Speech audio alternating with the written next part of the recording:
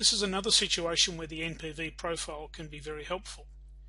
If we superimpose the NPV profile of two different projects on the same set of axes. You won't be required to draw an NPV profile in any assessment task in this subject, but it is important that you be able to interpret the NPV profile, and the next few quizzes will give you an opportunity to do that. The first question is, what is the internal rate of return for project B?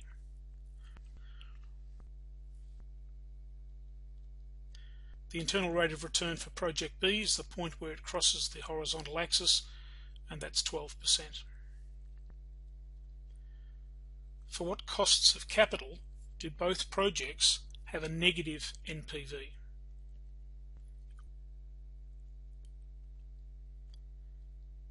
Both projects have negative net present values for costs of capital greater than 14%. At approximately what cost of capital is the NPV of the two projects equal? This point is what we call the crossover point. In this case, it's 9%.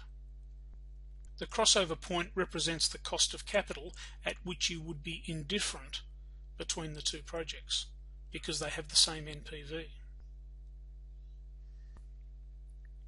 For what costs of capital should project A be accepted rather than project B? We can see that for costs of capital between 9 and 14%, project A has a positive NPV that is greater than the NPV of project B, and therefore for those costs of capital, project A is preferred. For what costs of capital should project B be accepted rather than project A? We can see that in this region between 0 and 9%, project B has a higher net present value than project A.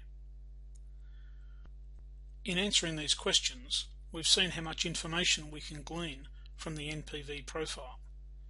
If we were to choose between projects A and B using the internal rate of return method, then we would always choose project A because that has a higher internal rate of return. If we use the NPV method, the answer depends on the cost of capital. For costs of capital between 9 and 14%, we would choose project A, and for costs of capital below 9%, we would choose project B.